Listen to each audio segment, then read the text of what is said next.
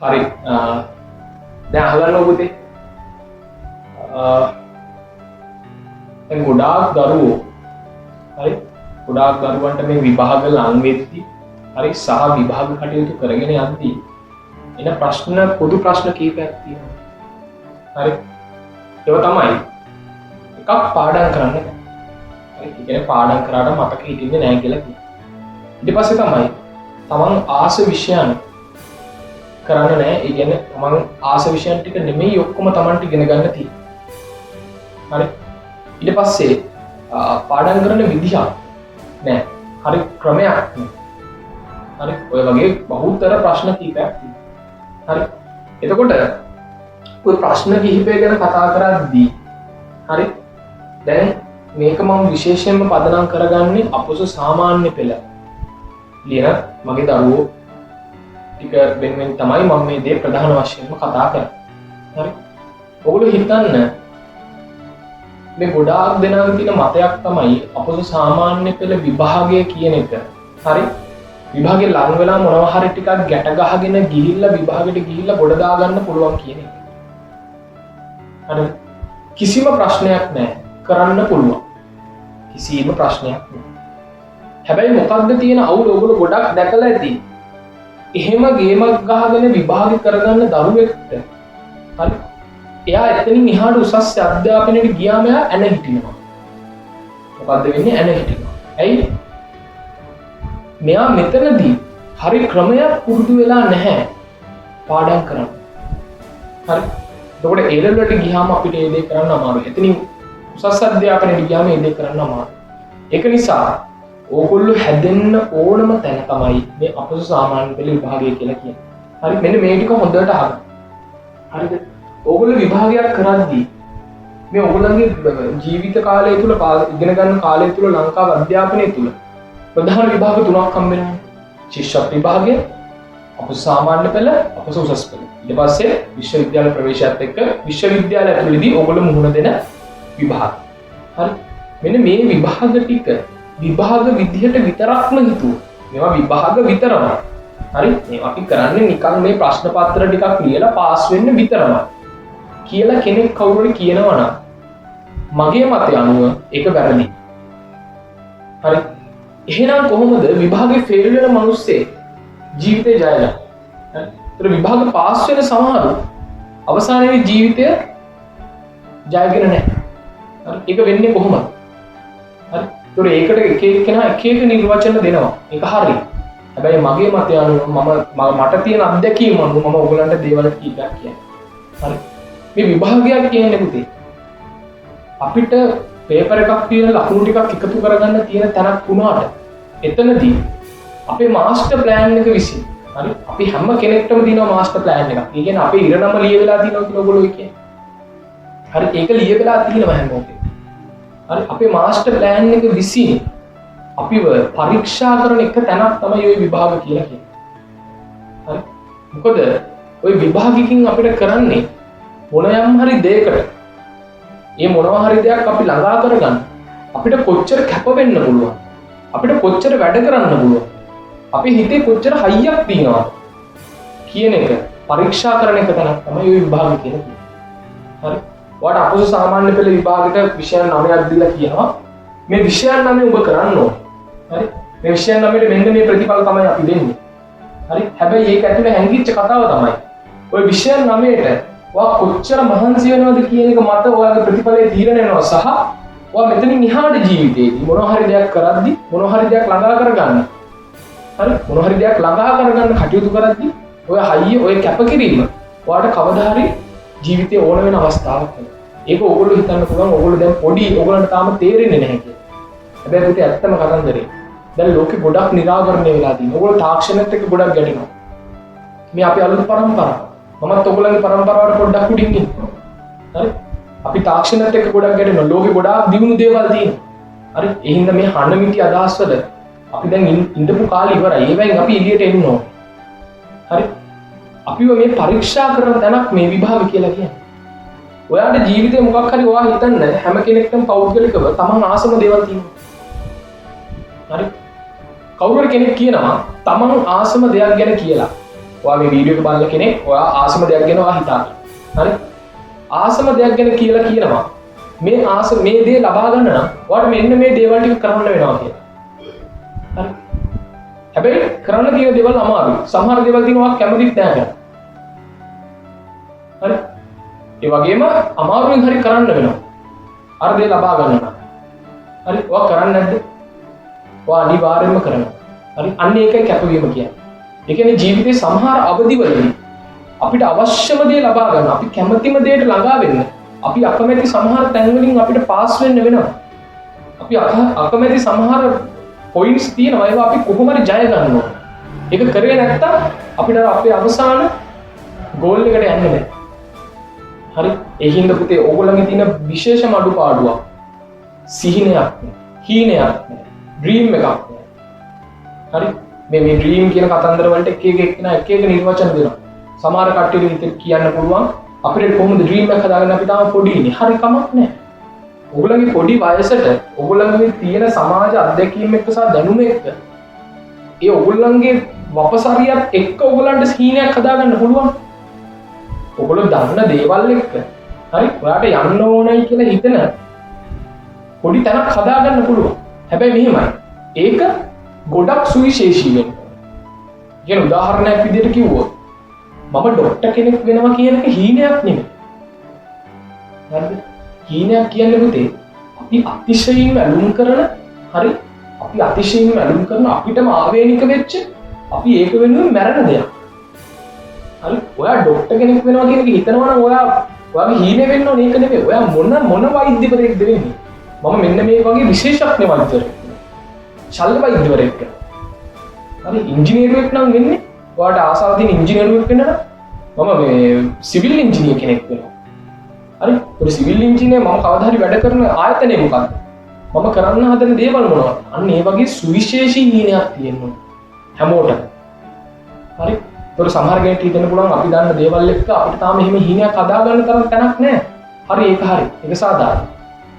හරි? හැබැයි ඔයගොල්ලන්ට පුළුවන් ඔයගොල්ලෝ දැන් දන්න විදිහට ඔයගොල්ලෝ ඩ්‍රීම් එකක් හදාගෙන ඒ වෙනුවෙන් කැප වෙද්දී ඔයගොල්ලෝ ඉස්සරහට යද්දී සමාජීය අත්දැකීම් එකතු කර ගනිද්දී ඔයගොල්ලන්ට තේරෙනවා මම මේ යන පාර හරි. හරි? මම මේ යන පාර හරි. මගේ හීනේට මම මේ යන ගමන් ඉන්නේ.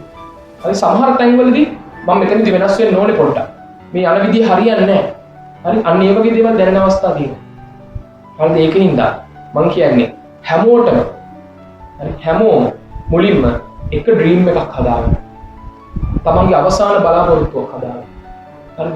ඒ වෙනුවෙන් ඔයා කරන එක කැපකිරීමක් කියලා හිතන්න මේ විභාගය. මේ විෂය කවුරු ඔක්කොම පැත්තකට දාලා මම මේ කතා කරන්නේ. හරි? ඒ හීන වෙනුවෙන් ඔයා කැප කරන එක මොහොතක් කියලා මේක හිතන්න. හරි? එතකොට ඔයාට හිතෙයි මම වැඩ කරන්න ඕනේ කියන්නේ. හරි? මම මේ පිළිතුරු දෙන්නේ ඔය වැඩ කරන්න හිතෙන්නේ නැහැ. වැඩ කරන්න කම්මැලි කියලා හිතෙන දරුවන්ට. පැහැදිලිද? ඒද හීනයක් හදාගන්න පුතේ. හීනයක් නැතුව අපිට දෙයක් කරන්න බෑ. අපිට හීනයක් නැතුව ගමනක් යන්න බෑ. ඔයාගේ හිතෙන් මෙරි උපදින ඔයා නිදා ගන්නකොට මතක් වෙන නැගිටිද්දි මතක් වෙන හරි හීනයක් තියෙනවා. පැහැදිලිද? හරි. ඊළඟ කාරණාව අපි හැමෝගෙම ඇතුලේ ඉන්නවා මිනිස්සෙක්. මම කිය. හරි? ඒ මිනිස්සයව ඔයාගේ අම්මා තාත්තවත් මමවත් වගේ වටේ ඉන්න සමාජයවත් අඳුරන්නේ නැහැ. ඒගොල්ලෝ මේ මිනිස්සයව දකින්නේ වෙන කෝණකින්. ඒක වැරදි සමහර වෙලාවට. සමහර වෙලාවට හරියන වෙලාවල් තියෙනවා. හැබැයි මුලින්ම කොච්චර පොඩි වයසක වුණා. හරි? ඒකට සමහර අයට කාලයක් යනවා. සමහර අයට ඉක්මනින් ඒ කෙනාව හම්බ වෙනවා. හරි ඉස්සෙල්ලාම ඔයා කවුද කියන කඳුරගෙන. ඔයාගේ දක්ෂතා මොනවද? ඔයාගේ දුර්වලතා මොනවද? ඒ හැමදේම අඳුරගත්ත දවසට තමයි අර මම කියපු හීනෙට යන්න පාර පොඩ හරි කපා ගන්න පුළුවන්. පැහැදිලිද? හරි ඉස්සෙල්ලම හීනයක් හදාගන්න ඊට පස්සේ තමන්ගේ තියෙන දක්ෂතා දුර්වලතා අඳුරගන්න. දක්ෂතා ඒ විදිහටම තව වැඩි දියුණු කරගන්න. දුර්වලතා මගහැරව ගන්න වැඩ කටයුතු කරන්න. හරි? මොකද තමන්ගේ ඇතුලේ ඉන්න කෙනාව තමයි ජීවිතේ කවදා හරි දවසකදී ඔයාගේ එළියට එන්නේ. හරි? ඔයා මොන දේ කරා මොන වැඩේ කරා අන්තිමට කවදා හරි දවසකදී ඔයාගේ එළියට එන්නේ ඔයාගේ ඇතුලේ ඉන්න කෙනා. ඔයාගේ ඇතුලේ තියෙන දක්ෂතාවය තමයි ඔයාව ජීවත් කරනවා. ඒක තමයි ඇත්ත කතන්දරය. ඕගොල්ලෝ ඕන තරම් කතන්දර දකින්න ඇති. වෙන වෙන එක එක පැතිවල ගිහිල්ලා අන්තිමට තමයි තමන්ගේ ඇතුලේ ඉන්න කෙනාව අඳුරගන්නේ. හරි? අන්න ඒ කෙනාව අඳුරගත්තට පස්සේ තමයි මේ මිනිස්සයා ජීවිතේ විඳින ගමන තමන්ගේ අරමුණු කරා යන්නේ. හරි? ඒ හින්දා මුලින්ම තමන්ගේ ඇතුලේ ඉන්න පුද්ගලයාව අඳුරගන්න. ඒකට කල්යයි. කලබල වෙන්න එපා කිසිම දෙයක්. ඒකට කල්යයි. සමහර කෙනෙක් ටික්මන්ට අහු වෙන්න පුළුවන්. දැන්ටමත් අහු වෙලා ඉන්න කට්ටිය ඉන්න පුළුවන්.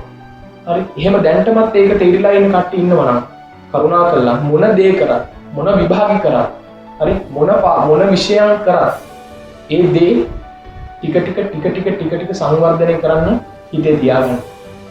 මගේ මේ දක්ෂතාවයට මම දේවල් එකතු කරගන්න. මේක තමයි කියන අධ්‍යාපනය කියන්නේ. පොතක් බලලා පාඩම් කරලා විභාගයක් ලියන එක නෙමෙයි අධ්‍යාපනය කියන්නේ. තමන්ගේ ඇතුලේ ඉන්න කෙනාගේ දක්ෂතාවය, තමන්ගේ ඇතුලේ තියෙන දක්ෂතාවය වැඩි දියුණු කරගන්න අපි එළියෙන් ලබා ගන්න එක කවුරුහරි කියන දෙයක් වෙන්න පුළුවන්. ඒ කවුරුහරි දෙන උපදෙසක් වෙන්න පුළුවන්. හරි? ඒක තමයි අධ්‍යාපනය කියන්නේ. අධ්‍යාපනය අනිවාර්යයෙන්ම තිබිය යුතුමයි. මොන කතන්දරේ කිව්වා. දැන් ඔයගොල්ලෝ දක්ෂිනාදී තාක්ෂණයත් එක්ක එක විදිහට අපිට සල්ලි හොයන්න පුළුවන්. හරි? ඒක නෙමෙයි. මේ මොන දේ කරන්න අපිට අධ්‍යාපනයක් තියෙනවා. අධ්‍යාපනය කියන්නේ මේ විභාග තුන විතරක් නෙමෙයි කියන එකක් මතක තියාගන්න.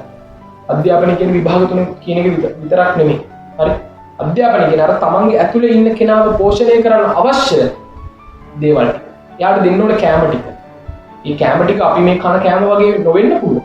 හරි? ඒව නෙමෙයි. ඒ අපි කන කැම වගේ දේවල් නෙමෙයි. හැබැයි ඒ අපේ ඇතුලේ ඉන්න කෙනාව පෝෂණය කරන්න. එයාව අවසානයේදී එළියට ගන්න. මිනිස්සෙක් විදියට. හරි? ඒවට අපි කාවත් ගන්න ඕන දේවල් තියෙනවා. ඒකින්ද ඉස්සෙල්ලාම කීනයක් හදාගන්න. ඊට පස්සේ ඔයාගේ ඇතුලේ ඉන්න කෙනාව අඳුරගන්න. හරි? එතකොට ඒ ඇතුලේ ඉන්න කෙනාව අඳුරගත්තට පස්සේ ඊළඟට ඒ ඇතුලේ ඉන්න කෙනාව පෝෂණය කරන්න අධ්‍යාපනය ලබා ගන්න. පැහැදිලිද? හරි. ඊළඟට කැප වෙන එක ගැන මම කිව්වා. ඇයි අපි කැප වෙන්න ඕනේ කියන එකත් මම කිව්වා. හරි? ඒක හොඳට හිතේ තියාගන්න. මොකද අපි කැප වෙන්නේ හරි? අපි කැප වෙන්නේ අපේ හීනයක් වෙන්නේ. අපේ ඇතුලේ ඉන්න කෙනා වෙනුවෙන් අපි කැප වෙන්නේ. අපි වෙනුවෙන් අපි කැප වෙන්නේ. සමහර වෙලාවට ඔයාගේ අම්මා තාත්තා වෙනුවෙන් ඔයාලට කැප වෙන්න සිද්ධ වෙනවා වෙන්න පුළුවන්. හරි? එහෙනම් ඔය මේ විභාගයකට පාඩම් කරනවා කියන එක ඔයාගේ ජීවිතේ ඔයාව පරීක්ෂා කරන එක තැනක්. හරි? එහෙනම් ඒක කවුරුවත් කියන පළවෙනි කරන්න ලෑස්ති වෙන්න එපා. අඩු ගන්න තමන්ගේ අම්මා තාත්තා. පැහැදිලිද? හරි? අම්මා කියනවා හින්දා පාඩම් කරනවා. තාත්තා කියන නිසා පාඩම් කරනවා. හරි? වටේ මිනිස්සුන්ට පේන්න මම රිසල්ට් ගන්නවා.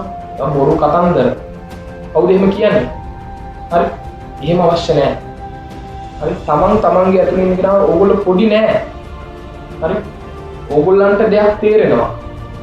හරි? ඒ හින්දා අධ්‍යාපනය කියන එක ඇතුළට අධ්‍යාපනය කියන එක ගන්න නම් ඒ කැපකිරීම කරන්න ලෑස්ති වෙන්න.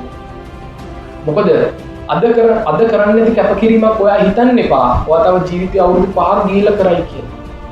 හරි? මොකද අද ඔයාට කැප වෙලා පුරුදු නැත්තම් ඔයාගේ ජීවිතේ ඊළඟට ඔයාට කැප කරන්න යන අවස්ථාවේදී ඔයාට ඒ කැපකිරීම කරන්න පුරුදු නැහැ. හරි? එතකොට ඔයාගේ ඇතුලේ ඉන්න හිඟන්න කියනවා. ඔබට පිස්සුද? ඔබට කැප වෙන්න බෑ. ඔබ ඔන්න ඉන්න විදිහට ඉඳපන්. හරි? අන්න එදාට ඒ හිඟන්න කතා. හැබැයි ඔයාගේ සිංහයා එළියට ගන්න නම් ඔයා ජීවිතේ හම්බෙන හැම තැනකදීම කැප වෙන්න ඕන. හැම තැනකදී. එක තැනක විතරයි. ඒ තැන කොහෙද කියලා කියන අපිට හරියට තේරෙන්නේ නැහැ සමහරවිට. හරි? හැබැයි හිතන්න ජීවිතේ මොකක් හරි ඔයාට කටුක අවස්ථාවක් එනවනම් හරි? ඒ ඔයාට කැපකිරීමට දෙන ඔයා කොච්චර කැප වෙන්න පුළුවන්ද කියලා ඔයාව පරීක්ෂා කරන එක තැනක් කියලා හිතන්න. හරි? අන්න එතකොට ඔයාට පුළුවන් ඉස්සරහට යන්න. හරි? ඒකින්ද මේ කියපු හැම දෙයක් එක්කම මොනවා හරි ගන්න දෙයක් හැම කෙනෙක්ටම තියෙන්න පුළුවන්. හරි? මම පාඩම් කරන විදි ගැන කිව්වේ නැහැ. මම ටයිම් ටේබල් ගහන විදි ගැන කිව්වේ නැහැ. මම විෂයන් නම් මේ කොහොමද මාස ගන්නට බෙදාගන්නේ කියලා කිව්වේ නැහැ. හැබැයි මම කිව්වේ පොඩි වටපිටාවේ දෙයක්. හරි? ඒ වටපිටාවේ දේ හොඳට අහන්න. මම කියපු දේ හොඳට අහන්න. ඒ කියපු හැම දෙයක්ම ඔයගොල්ලන්ගේ ජීවිතයට සම්බන්ධ වෙන කොහේ හරි ලින්ක් එකක් තියෙන්න පුළුවන්. හරි? සමහරවිට නැති වෙන්න පුළුවන්. මම මුලින්ම කියනවා. එහෙම දෙයක් නැත්තම් මේක කරුණා කරලා මතක් කරගන්න. හැබැයි මේක සියල්ලන්ටම පොදු ධර්මතාවයක්. මේක තමයි අපි කොහේ ගියත් මේ අපිට පාවිච්චි වෙන්නේ මෙන්න මේ කියන දේ. හරි? ඒක නිසා මේ කියපු දේවල් එක්ක බලන්න මේ කියපු දේවල් ඔයගොල්ලන්ගේ මේ අධ්‍යාපන ගමනට කොහොමද එකතු කරගන්නේ කියන එක. පැහැදිලිද? හරි? එතකොට මේ අධ්‍යාපන ගමනට එකතු කරගන්න ඕන ප්‍රධානම දේ තමයි කැපවීම සහ හීනය. හීනයක් තිබ්බොත් ඔයා කැප වෙනවා. හරි? ඒ හින්දා ඔයා තීරණය කරන්න තනියම පොඩි වෙලාවක් ගන්න. කවුරු හරි කෙනෙක් හිතනවා නම් පාඩම් කරන්න බැහැ මේ මොන විකාරයක්ද මේ විභාග කියලා කරන්නේ අපි. හරි? පොඩි වෙලාවක් අරගෙන හිතන්න පුතේ. හරි? තමන් කවුද? මට තියෙන දුර්වලතා මොනවද? මට තියෙන දක්ෂතා මොනවද? ඔය ටික හිතලා මම මේ කියපු කාරණා ටික ගැන හිතලා වගේ සිංහයාව එළියට දාලා හොඳ තැනක ඉඳන් නැගිටිනවද? එහෙම නැත්නම් වගේ හිඟන්නත් එක්ක හිඟන විදිහට ඉන්නවද කියන එක තීරණය කරන්නේ ඔයා. එහෙම නැතුව වගේ අම්මා තාත්තලා වගේ සහෝදර සහෝදරියන් වඩු ගන්නන ගුරුවරයාවත් එහෙම නැත්නම් සමාජයක්. ඒක නිසා මේ O level විභාගය කියන්නේ ගුරුවරුන්ගේ විභාගය, A level විභාගය කියන්නේ මේ දරුවන්ගේ විභාගය. එහෙම ඒවා නැහැ. සියලුම දේවල් කරන්නේ ඕගොල්ලෝ. ඒ හැමදේම කරන්නේ ඕගොල්ලෝ වෙන්නේ. හරි? එහෙනම් මේ විභාග කියන ඒවා කාගේවත් පොකට් එකට දාන්න, කාගේවත් account එකට දාන්න හදන්න එපා. හරි? ඕගොල්ලෝ තීරණය කරන්න. මගේ ඇතුලේ ඉන්න සිංහයාවද එළියට මම ගන්නෙ. එහෙම නැත්නම් මගේ ඇතුලේ ඉන්න හිඟන්නවද ගන්න. මම හීනයක් හදාගෙන කැප වෙලා වැඩේ කරගෙන ඉස්සරහට ගිහිල්ලා ජීවිතේ හැම වෙලේ ඕන තැනකදී මම කැප වෙනවද? එහෙම නැත්නම් මම ඔහේ යන්නම් වාලේ ගිහිල්ලා මට හම්බෙන තැන්වලදී පුළුවන් තැන්වලදී විතරක් මම වැඩ කළා. මට සැප පහසුයි කියලා හිතන තැන්වලදී විතරක් මම වැඩ කළා. මට අමාරු තැන්වලින් මම බේරිලා ඉන්නවා කියලා. එහෙම ජීවිතයක් යන්න බෑ. කවදම හරි එක තැනක් එයි. එතනින් වාට පයින්න බෑ. ඒතර පයින්න නම් අර කැප වෙලා තියෙන පුරුද්ද තියෙනවා. හරි. නිකන් වචනෙන් ඉංග්‍රීසි වචනෙන් කිව්වොත් ඒක. වාගේ කම්ෆර්ට් සෝන් එක කියලා කියනවා. ඔගේ සැප පහසු කලාපේ ඒකින් එළියට එන්නේ. ඔය කම්ෆර්ට් සෝන් එක තමයි දැන් පාඩම් නොකර ඉන්න එක. හරි? විභාග නොකර ඉන්න එක. හරි සරලයි. කරන්න නැතුව ඉන්න පුළුවන්. හරි? හැබැයි ඒකින් එළියට ආවේ නැත්තම් කවදාවත් ඔයාලා ඉස්සරහට ගමනක් යන්න විදියක් නෑ. ඔයාලට ජීවිතේ ඉස්සරහට අත්දැකීම් එක්ක ඒවා තේරෙන්නේ. එච්චර දේවල් බාරට කතා කරන්න අවශ්‍ය නැහැ. හරි? තීරණය කරන්න. සිංහව දෙවියට ගන්නේ හිඟන්නවා.